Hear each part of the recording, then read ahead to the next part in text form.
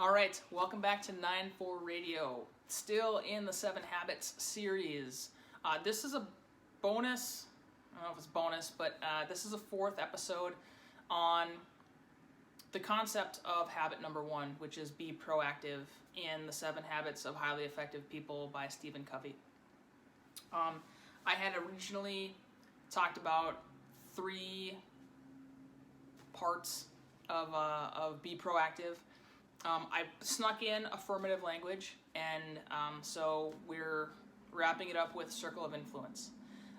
So like I had talked about, we've got the pause between the stimulus and response, taking initiative,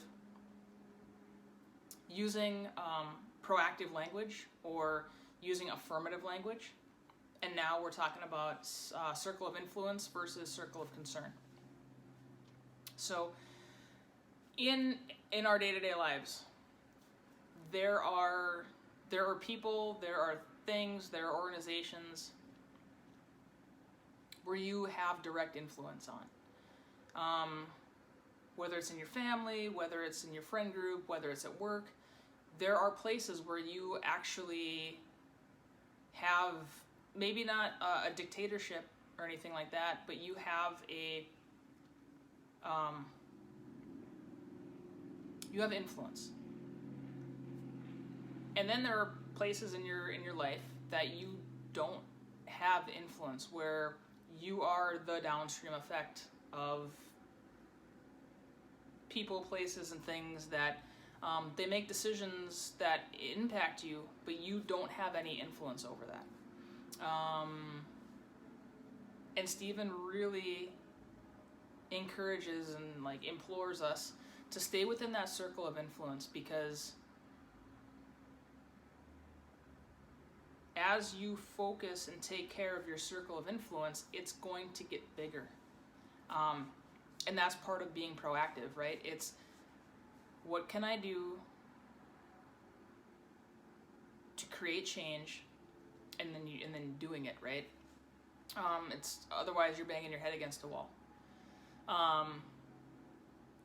And the more you focus on taking care of the people that are in your circle of influence, the more you focus on making what you can control the best experience ever, that's going to increase your credibility. That's going to increase your influence, that you are going to inspire people by focusing on what you can control, right? In your circle of influence. So it's very empowering to create positive change where you can, because then that positive change is just going to ripple out. So if you are focused solely on things you can't control and really just complaining about them, because if you had the power to influence any of it, then you would. Then they'd be within your circle of influence. If you focus on things that are out of your control, it just makes you look powerless. Because everybody has things that are out of their control, and everybody has things that are in their control.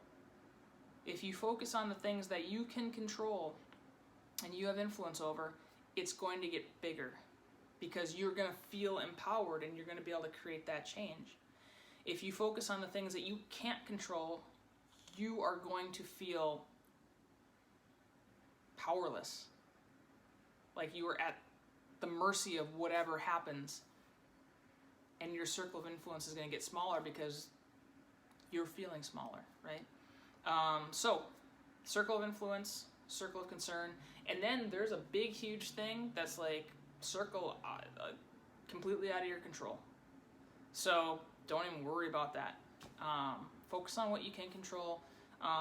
Make your world the best world possible, and I'll get bigger. It'll get better, and it'll feel empowering. So I'll catch you next time.